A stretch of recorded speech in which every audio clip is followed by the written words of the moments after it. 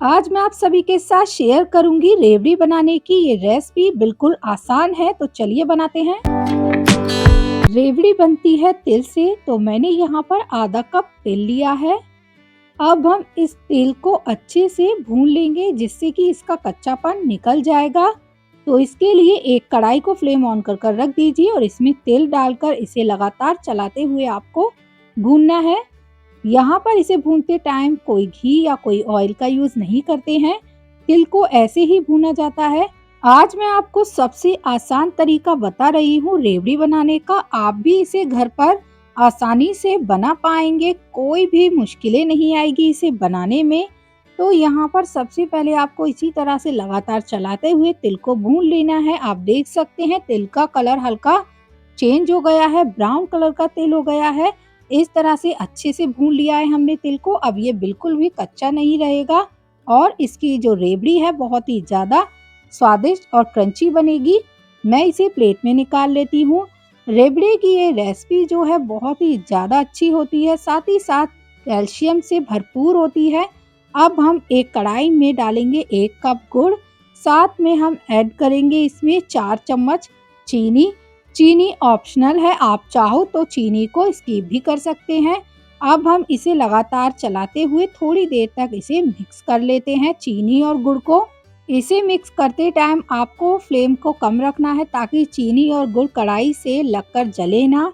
अब यहाँ दोनों मिक्स हो गए हैं, तो आधा चम्मच घी डाल दीजिए। घी को मेल्ट नहीं किया है मैंने, साथ में थोड़ा सा पानी डालकर अब इसे आपको लगातार चलाते हुए मेल्ट कर पका लेना है। तो यहाँ पर चीनी को हमने अच्छे से मेल्ट कर लेना है, इसीलिए मैंने इसमें पानी डाला है, ताकि ये चीनी और गुड़ मेल्ट हो जाए अच्छे से। अगर आपको लगे चीनी मेल्ट नहीं हुई है, तो बीच में आप इसमें थोड़ा सा पानी और डाल सकते हैं।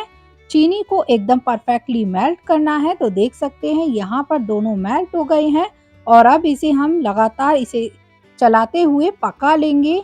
बढ़िया तरीके से आपको पकाना है, जिससे रेवड़ी अच्छे से बन जाए और एकदम क्रंची लगे खाने में। तो देख सकते हैं यहाँ पर मैंने गुड़ और चीनी को बिल्कुल अच्छे से पकाकर एकदम गाढ़ा सा इसका बैटर बना लिया है। अब एक कटोरी में पानी लेकर थोड़ा सा इसे सिरप को डालेंगे और इसे हाथों से इस तरह से आपको इकट्ठा कर चेक कर लेना है। देख सकते हैं ये अच्छे से इकट्ठा हो रहा है, इसका मतलब दोनों अच्छे से पक चुके हैं। आप इसे हाथ में लेकर इस तरह से एक साथ दोनों हाथों से पकड़कर खींच कर देख लीजिए। गुड़ और चीनी इस तरह से खिंचने लगेंगे, ये अच्छे से पक जाते हैं। अब मैं यहाँ पर बैटर को निकाल लूँगी। ये सही तरीका होता है चीनी और गुड़ के पकने का। अब आपको इसे थोड़ा सा और चलाकर फ्लेम को ऑफ कर निकाल लेना है। इसके लिए मैंने यहाँ पर एक नॉन स्टिक तवा लिया है, इस पर मैं थोड़ा सा देसी घी लगा लेती हूँ। घी को मेल्ट नहीं किया है मैंने, ऐसे ही लगा दूंगी तवे पर। आपको नॉन स्टिक पैन का यूज़ करना है, जिससे कि चीनी और गुड़ चिपकता नहीं है। अब ये सारा सिरप हमें तवे पर डाल देना है। इस तवे पर डालने से ये सिरप बहुत ही आसानी होती है इसे छुटाने में, क्योंकि नॉन स्टिक पैन से ये सिरप बिल्कुल भी नहीं चिपकेगा ठंडा होने के बाद भी। इसीलिए मैंने यहाँ पर इस नॉन स्टिक पैन को लिया है। अब इसे हमें तवे से छुटाना है, तो कढ़ाई को साइड में रख देती हूँ और देखिए इस तरह से आपको इसकी लेयर को जो है उठा लेना है। एक में कर दीजिए इस लेयर को और इस सारे सिरप को हम इस तरह से एक बॉल सी बना लेंगे इसकी, और इसे हमें हाथों से अच्छे से खींचकर एकदम वाइट कर लेना है। तो देख सकते हैं मैंने इसकी एक बॉल टाइप की बना ली है। अब इसे मैं हाथों से खींचूंगी इस तरह से। आपको इस लेयर को करना है, जितना आप इसे खींचेंगे उतनी ही जो इसका कलर है वाइट होता जाएगा और शाइनिंग करेगा। गुड़ और चीनी को अच्छे से पहले इस फॉर्म में लाया जाता है जब रेवड़ी बनती है।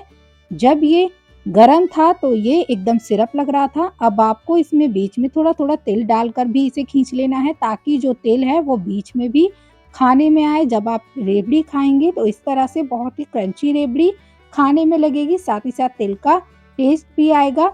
इस तरह से बीच में भी आपको तेल को डालते जाना है। तो यहाँ पर आप जितना इसे खींचेंगे उतना ही ये हार्ड होता जाएगा। देख सकते हैं अब ये हार्ड होने लगा है। अभी इसे 1 से 2 मिनट तक और खींचना है इसी तरह से।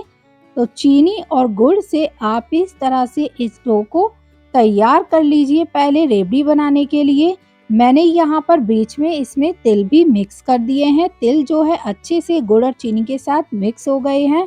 एकदम परफेक्ट डो बनकर तैयार है रेवड़ी बनाने के लिए।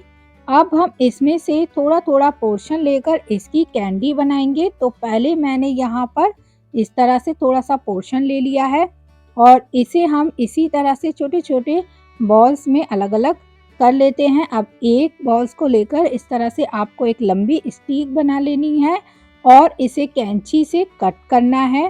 तो देख सकते हैं यहाँ पर मैं इस तरह से हाथों से इसे एक सा कर लेती हूँ। अब कैंची लेकर आपको फटाफट से इसे कट करना है छोटे छोटे टुकड़ों में। रेवड़ी का साइज काफ़ी छोटा होता है, इसीलिए आपको ये इस तरह से पहले इसकी छोटी छोटी कैंडियाँ बनाकर तैयार कर लेनी है और सबको दूर दूर रखना है ताकि ये आपस में चिपके ना, क्योंकि गुड़ और चीनी है, गर्म है हल्के से, तो ये चिपक सकते हैं। अगर चिपक जाए तो उन्हें अलग कर लीजिए। तो देखिए सभी कैंडियाँ हमारी बनकर तैयार हो गई हैं। अब हम रेवड़ी बनाएंगे। इसी तरीके से रेवड़ी को बनाया जाता है जो आप खाते हैं। अब आपको कढ़ाई में फिर से भुना हुआ तिल डालना है और इसे हल्का सा फैला देना है इस तरह से। अब हम एक एक कर सभी कैंडियों को ऊपर से डाल देंगे जो हमने गुड़ और चीनी से बनाई हैं। कैंडी को इसी तरह से आपको फैलाकर डालना है तिल के ऊपर, इससे ये आपस में चिपकेंगी नहीं। और फ्लेम को बिल्कुल कम रखना है, लो फ्लेम पर आपको कढ़ाई को रखना है ताकि कढ़ाई हल्की गर्म रहे। और इस तरह से आप इसे मिक्स कर दीजिए। फटाफट से आपको मिक्स करना है। सिर्फ 1 मिनट के लिए ही आपको इसे कढ़ाई में रखना होता है, वरना ये मेल्ट भी हो सकता है। तो मैंने यहाँ पर देख सकते हैं तिल के साथ बिल्कुल अच्छे से मिक्स कर लिया है और यहाँ हमारी रेवड़ियाँ बनकर तैयार हैं। इस तरह से आपको इन रेवड़ियों को बनाना है। कैंडी पर सारे तिल चिपक चुके हैं। कढ़ाई को उतार कर प्लेट में इसे फैला लीजिए जिससे ये ठंडी हो जाए। तो देख सकते हैं रेवड़ी कितनी बढ़िया बनी है, बिल्कुल मार्केट जैसी, एकदम टेस्टी बनती है ये और मार्केट की तरह ही स्वादिष्ट। अब एक प्लेट में थोड़ा सा तिल फैला लीजिए, इसे मैं यहाँ पर सर्व कर रही हूँ। प्लेट में हम अब तिल को रख लेंगे। तो देखिए यहाँ पर हमारी रेवड़ी बिल्कुल मार्केट जैसी लग रही है। हमने इसमें कुछ भी एक्स्ट्रा नहीं मिलाया है, सिर्फ गुड़ और चीनी और तिल से इसको बनाया है। देख सकते हैं कितनी क्रिस्पी है। एक मैंने यहाँ पर ये तोड़कर दिखाई है रेवड़ी। इस तरह से आप लोहड़ी हो या मकर संक्रांति, किसी भी त्योहार पर इसे बना सकते हैं। आप रेवड़ी को ठंडा करने के बाद एक एयर टाइट डिब्बे में भरकर स्टोर भी कर सकते हैं, ये खराब नहीं होती हैं। अगर रेसिपी पसंद आए तो लाइक सब्सक्राइब करें। जब तक के लिए राधे राधे।